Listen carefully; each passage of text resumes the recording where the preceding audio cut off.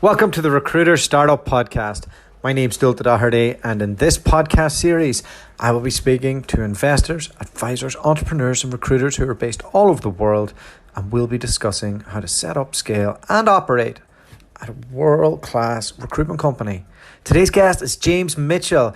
He lives in Barcelona, and he lives the dream. James was first man on the ground at a scalable recruitment firm, did that for a number of years, fresh out of uni, and just got to a point where he decided, you know what, I want a better life, I want to live in the sunshine, and I want to build a different type of recruitment company. Here's his story.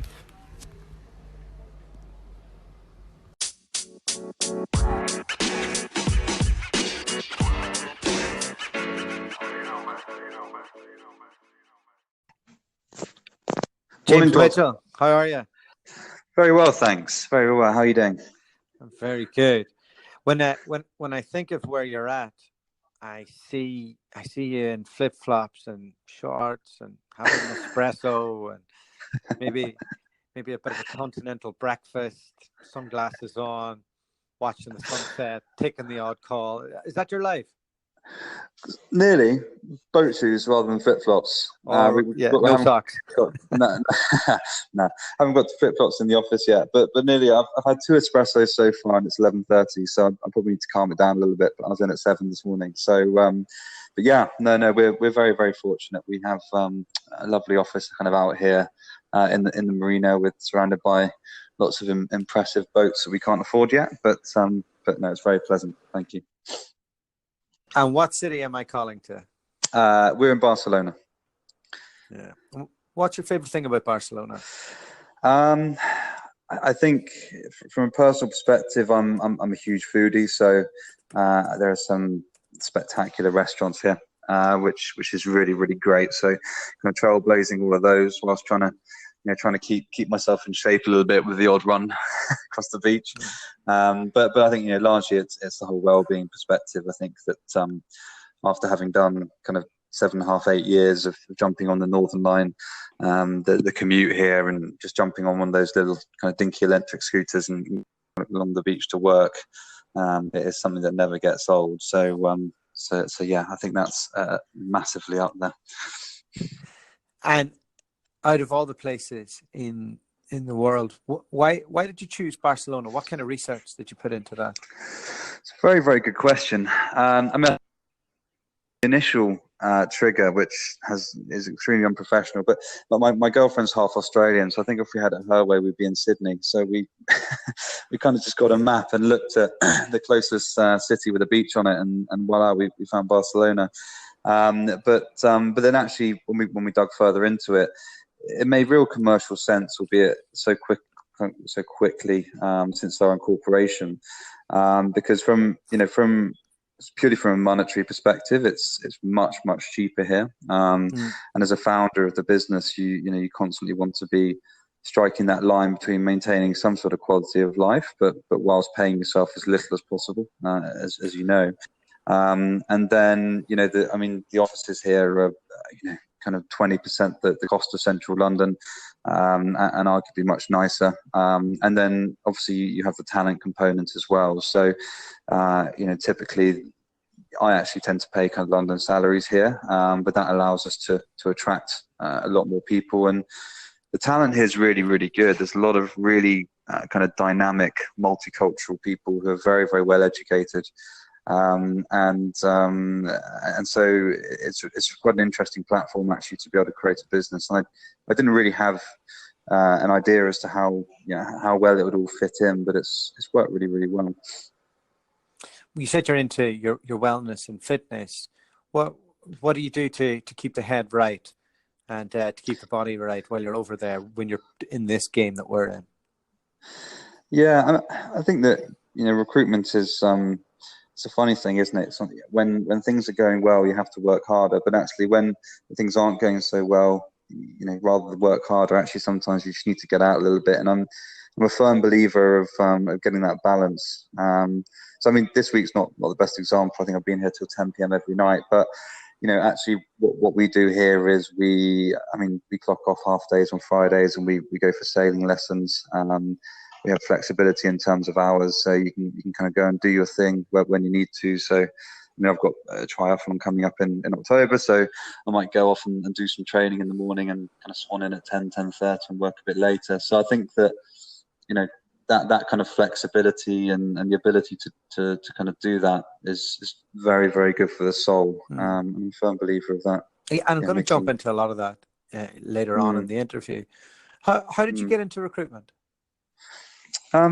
So when I was at university, a bunch of friends and we kind of had this student internship that we organised, and we essentially used to get students from all around the UK, and the objective was to put them on something that would give them kind of skills for the business world. And so what we did, we had our largest point, kind of 250 students that we would train on kind of basic communication and kind of sales. And then they go into different kind of houses, like the Big Brother house in regions, and we have competitions, and they'd be going out and doing door-to-door selling and for charity. And that really, I suppose, fueled my enthusiasm for sales, communication, interaction. And then after university, I did a bit of traveling, and then I got introduced to a guy in London who was essentially looking to start up a new division of a recruitment company. And I was the first through the door. And there was some real kind of evident parallels for me in terms of my passion for kind of sales and communication, and then I suppose the interest in the topic and what we're recruiting in the job, and I've always been a bit of a startup guy and wanted to try and build something. So yeah, I really jumped to that opportunity, and it kind of went from there. I was going to ask, so like I had Kieran Behan from Faden on the podcast, and his first job was coming in as one of the first guys on the ground at Faden, and then obviously that took off to be one of the great global brands. Well, you must have been a good graduate into sports, all of that. You're well spoken. I'm pretty sure you would have had your pick of graduate recruitment jobs. Did you interview at any of the other mainstay players? And why did you choose to go into a startup? Yeah, that's a fair question. I did. I met a fair few of them. I think maybe 4 or 5 in total. But for this guy, we just clicked, and he was kind of fairly similar to me in terms of his outlook for everything. And for me, it was always much more exciting to build something from a blank canvas, albeit you had to put in that kind of real hard slog that we all know about.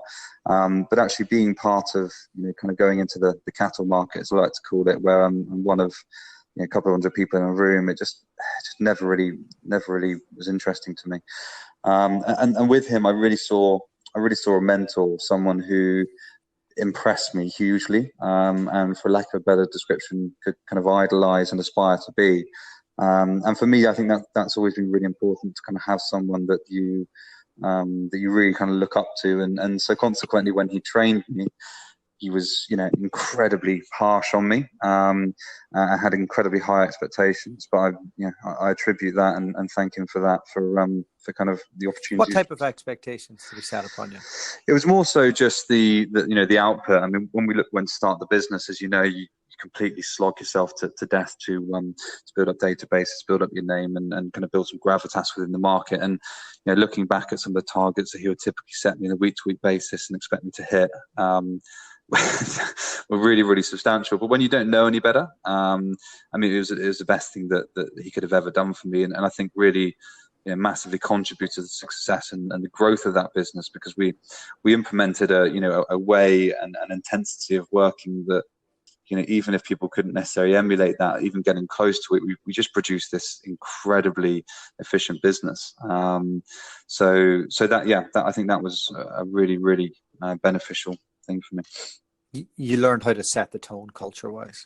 I think so, yeah. And I think leading by example is always something that I think everyone should be doing. And I think that as you do grow up through the ranks, I'm a firm believer of leading by example, but also having that kind of story and gravitas and saying you did this and creating that kind of legacy, and it allowed me to do that.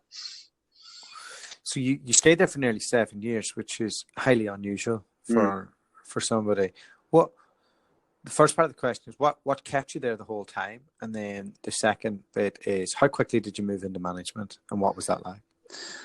I think, I think to kind of tie in together, I mean, the huge opportunity here was when I sat down with this guy. First of all, he was quite clear in that he wanted to get me up to speed and then essentially relinquish his involvement in the business. So I always had that kind of goal ahead of me. I mean, I think I was essentially running that part of the business after about 18 months. And I remember this wonderful conversation when we went for breakfast, and I kind of sat there and I was so nervous about it. I remember speaking to my old man about it for weeks, and I told him I didn't need him anymore, and his face just cracked into this big smile. And then that was it. Really, I took it on. And I think that the reason I stayed there for so long was that, you know, from a very young age, I just got exposed to so much and was given so much kind of, I suppose, decision-making ability and influence within the business. So, you know, I think I was a director by the time I was 24. And then from there, we had some really kind of exciting growth. We took it through the private equity acquisition, which I played a huge part in, and seeing the semantics of all of that and pitching for it. Did you make any money out of it? No. So when there was actually the acquisition of PE, I didn't have physical shares at that point. So we amalgamated two businesses, and my business partners, they received money, but that was when I was given my physical shares, which I was fighting for kind of prior to that. So I wish I got a bit before then, but that was when I received my physical shares. But the whole experience was awesome. And James, so you're in this business for nearly 7 years. It's been very good to you. You've gone through the ranks. You've managed teams. You've been involved in seeing what a merger looks like, or fundraising looks like. So you've kind of got eyes on everything. What ultimately led you to thinking now is the right time to go out on my own and move countries? For me, it was the opportunity to firstly, it's going to be a bit more autonomous, but also kind of put my stamp on how I felt it should be done. The whole moving countries thing was a personal ambition of mine, and I always wanted to do and kind of tick that box almost. And you know, essentially, it wasn't really conducive to the plans of my business partners at the time. And they're still very, very good friends of mine now. It's a very, very kind of amicable exit, but you know, essentially, I would have been asking them to facilitate something that wasn't conducive to that business. And so that kind of naturally led the way to me kind of going off and doing it on my own, really. Did you go out and get funding? Did you just have some coin to go at it? What did the whole process look for you? And did you have to incorporate both the UK and Spain? Walk us through the complexities and all the things that a founder has to look at. Yeah. So when it's purely organic, the business. So I had some money put aside. I think I had 25 grand that I initially started the business with. And then from the off, I managed to procure a little kind of office in WeWork. My younger sister was working there at the time, so got quite a nice little favourable deal there. So started it all up in London. And then had my kind of initial preconceptions as to what we would be able to achieve in kind of the first 3-6 months. And going into a new market, obviously with covenants and that, and essentially that kind of really overexceeded my expectations there. So we set up the UK company, and then essentially hit my first kind of provisional 6 months anticipated revenue target in just short of 8 weeks. So kind of sat reevaluated, and then decided that was a good time to kind of make the move. I think there was a lot of uncertainty at Westminster with what was going to happen with regards to kind of Brexit and the ramifications there for opening up a European subsidiary. The generic advice I was getting there was that it would be better to do it sooner rather than later, so that you could be at least provisionally eligible for the incentives that are kind of in place to do such an action. So then I decided, what type of incentives are there on offer? So, well, if we're talking about the jurisdiction of Spain, there are certain incentives with regards to opening up essentially a startup subsidiary from a corporation tax perspective. So they've got reduced corporation tax for your first X period of time, the first 2 years in this respect. And then there's also it's quite high, right, after the 2 years? Yeah, so it's 15% for the first 2 years, and then it's 25% thereafter. And then there are kind of other kind of benefits as well with regards to being what they call ownership autonomo. So as it stands at the moment, you're kind of locked into the benefits of having that, whereas the preconceptions are, and of course we don't know, that it'll become a bit more problematic and not so favourable should we do that kind of post crashing out with a no deal. So but for me, it just kind of made sense to get my talons into Europe, for lack of a better description, because I always worked European markets. I never really worked in the domestic market actually until I started laying it. Quite an interesting transition. And so I just went ahead and set up a legal wholly owned subsidiary here in Europe, and did it properly. And now I'm here kind of obviously building up the team and growing it out. What space are you recruiting into? So at the moment, I'm recruiting into an extremely niche area, which is it's kind of innovation incentives. So it's kind of a tax and funding incentive, fiscal incentive implemented by the government that essentially kind of supports entrepreneurial businesses and innovative businesses. So it's really, really kind of small area. So we're doing that at the moment, and then I have one of my guys here is focusing largely on startups in Barcelona, Paris, and Amsterdam, where we kind of productize the service and kind of tailor it specifically towards the needs of the startups and that sort of thing. And what are you doing? So you're doing work across. It's not centered in Barcelona where you're like the clients specifically. How does that work from a recruitment standpoint? Yeah, so at the moment I'm largely working still with the UK clients, but I'm obviously based out of the Spanish subsidiary, so we have to efficiently manage the transfer pricing between the two entities.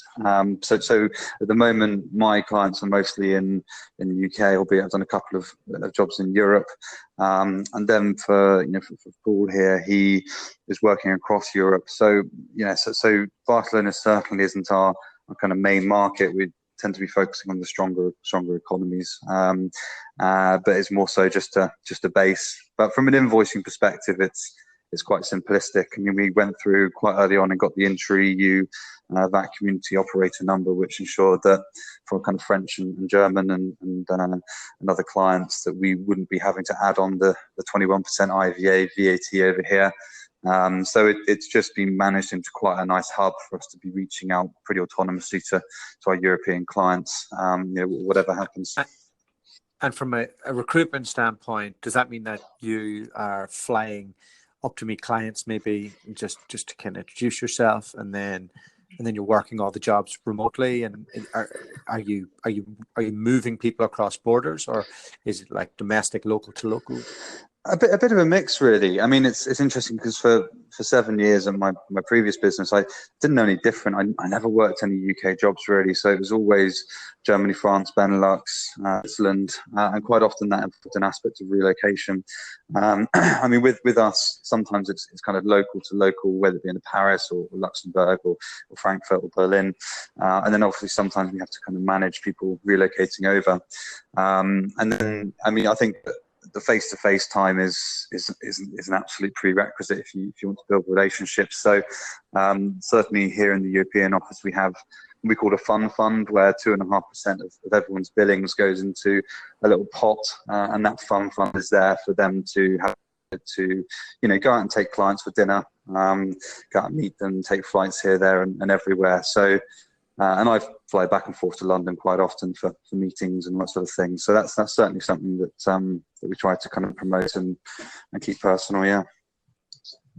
So coming from a high octane business that set really aggressive activities, like how do you envisage? How do you incorporate the good stuff from that, but yet, I don't know, keep the lifestyle component of what you're creating? Yeah, that's a really interesting question.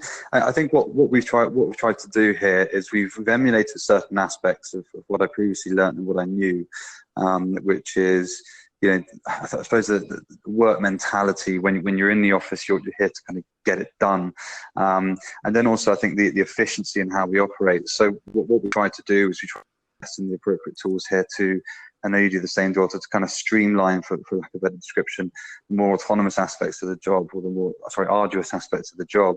But then what we've done here is that we've completely reorganized the way that we collaborate with clients. So we don't really have to sell a huge amount. So everything's very, very structured here. Everything from initial kind of candidate qualification through to interview prep, interview feedback, and even the conversations with clients is structured, and the process implemented so that you procure the information for the need, and then we've designed kind of an SLA agreement solution that productizes the collaboration we have with our clients, and created the marketing material to quite clearly kind of demonstrate that. So with all of our clients, what we've managed to do is really move away from the kind of orthodox recruitment process of having 10 jobs at a time and getting a CV and sending out to lots of different ones. What we're now doing with our clients is understanding kind of when they need them and offering them a solution with all these different kind of things integrated, and them seeing that as like an all-encompassing thing that takes everything off their desk. But from a contingent standpoint, not retained, right? No, retained. So yeah, because you could only do that retained, otherwise people would take the piss. Exactly. Yeah. So I mean, I don't think we've signed. We haven't done any contingent work really in the last 3 months. It's all retained stuff. And I mean, if we do work on something contingent, we have something signed saying that we have exclusive for 6 or 8 weeks, and we get the job slots. So essentially, you're taking maybe some things that work in the world of in the legal world and in the tax world and that outside of recruitment, where they have proper consultancy.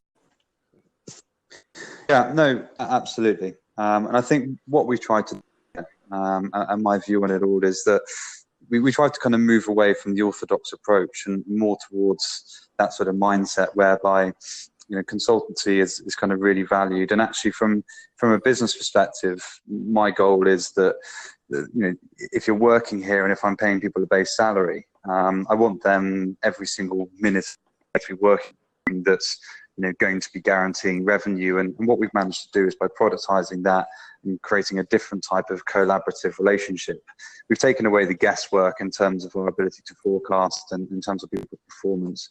And so, consequently, for people for recruitment consultants in that environment, you don't have as much pressure because it allows you to kind of pick and choose those that you work on, and that you're going to be billing this month and everything like that. But then also from a client perspective, implementing that kind of accountability and allowing them that kind of forward planning process towards building up their teams and taking away all the kind of the guesswork and the repercussions of that. Has a real kind of mutual benefit. Makes sense. And what does that mean for like your vision for the future? Like, how do you scale that? It's much harder to scale retained than it is to do like flick and stick contingency work. So what do you see? Do you see an office full of people doing pan-European? Do you see like just having front end, like sales retained people going out and pitching to clients, and a back end sourcing team? What does your vision look like? Where will it be in 5 to 10 years? Yeah, no, that's a fair question. I think, if I may, I slightly disagree with you on that point in terms of the scalability. I think that we're no different to any other company. It's just the way that the product that we're offering is just different. So actually, the ability to scale it is no harder whatsoever. If anything, it's actually easier because of all the reasons I mentioned before. So I think it implements practice and process and ensuring that everyone's singing from the same hymn sheet, ensuring that kind of product or the way of collaboration is communicated to the clients and sold as a solution to the clients in the same way continuously across the and then in terms of the growth of the company, what's really, really important is that the business maintains that kind of voice and ethos, and product has to be continuous throughout the company. So I think you start with the bottom and kind of implement that process, which of course have to be subject to change as new technologies, new initiatives come along, new legislation. But then the growth of the business, I think, is in essentially bringing people on to run different business units. And what I really want to do the kind of the opportunity that I had in my previous company for those coming in here. So, I mean, I'm a firm believer of the fact that recruitment isn't actually a difficult gig if you have the right process. And so, what we're doing, as a business is, we've kind of consolidated. We're doing and done the hard work in our first 8 months to get the capital to do this, but the company is now going to be duplicating in many respects. So the blue logo that we designed in the initial outset to be duplicated will be duplicated into different colors. We're doing this in tangent with procuring our IP and patents for the UK, Europe, and the US. There's going to be different colors of the logo that attribute to different verticals and different specialities. And then my job is essentially to find people who I envision a bit like myself to be kind of business leaders. What I was kind of 8 years ago, have that ability to do that, to come in. I implement the best practice there. We set kind of tangible metrics and kind of opportunities to move up through team leadership, management, directorship.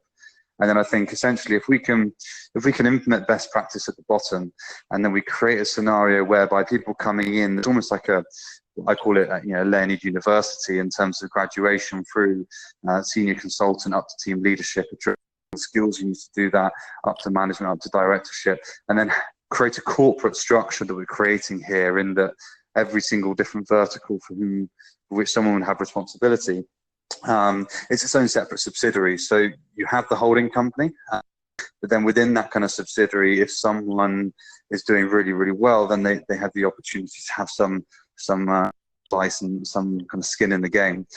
And then I think what that then means is that we allow people to not run off and do it on their own, but they kind of grow and see the journey, and there's an added benefit for them. And actually, one of the things that we're doing at the moment, Dr., is, I have my own designs, and I have it up in front of me on the wall in terms of the corporate structure we're looking to kind of get to and what that would look like. But because we've kind of won this startup award and all that sort of thing, I've now got some people approaching me for kind of advice on whether they should go alone and how hard it is and how this works and all that sort of thing. And actually some people have turned around and said to me that they would like to essentially run a division of the business, and that they don't necessarily want to go through the arduous task of that first kind of 3 or 4 months on your own, slogging in a room and doing all the marketing piece and creating a load of branding and all the hassle behind the legalities of it. So the ideal situation for business is that we appoint these kind of business leaders in the existing structure we have in place, but then we're open to almost a franchise model for people that are known and that are vetted, that want to grow their own recruitment company, but essentially want to take away a lot of the more arduous aspects of it.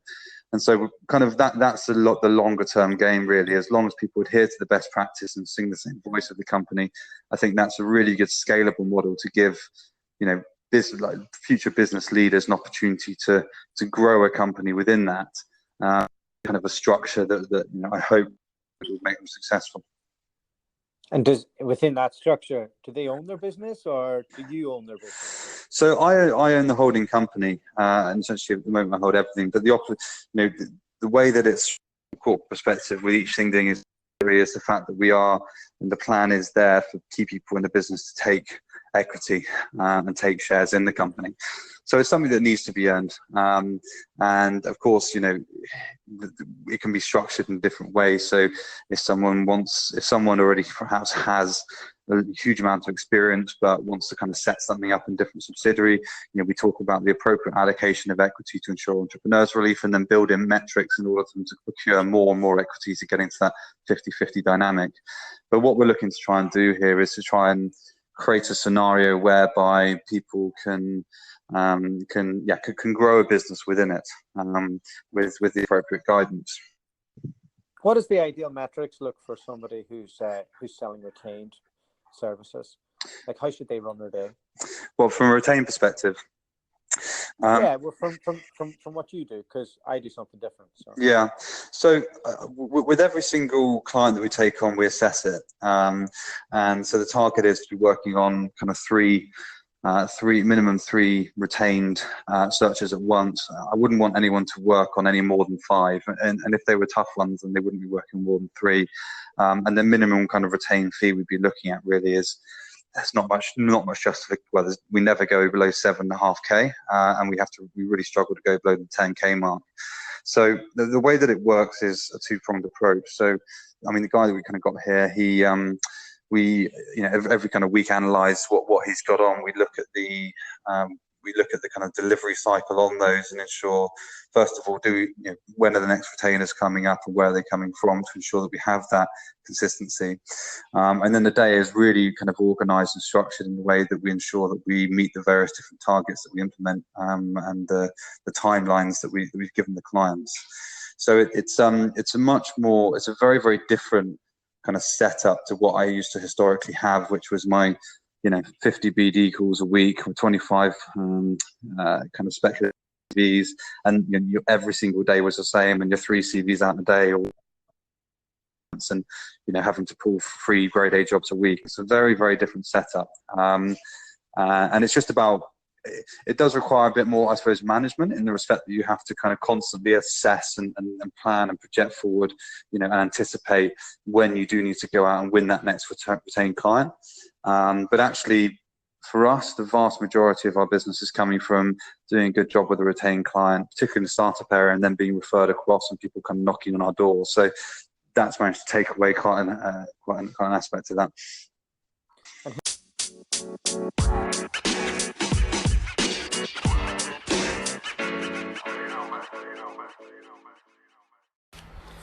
A massive thank you to James for coming on the podcast. Hopefully we can record part 2 when we go out to Barcelona to visit him. James is building an exciting recruitment company, and he's doing it on his own terms, in his own way, in a place that he loves, and he's embracing a work-life balance, but yet trying to create something that's scalable, it's ambitious, and it's exciting. He's only 30 years old, so he's accomplished a lot in his life to date, and I have no doubts that this company will go somewhere in the next 5 years. The podcast you just heard was made using Anchor. Ever thought about making your own podcast? Anchor makes it really easy for anyone to get started. It's a one-stop shop for recording, hosting, and distributing podcasts. Best of all, it's 100% free. Sign up now at anchor.fm/new. That's anchor.fm/new to get started.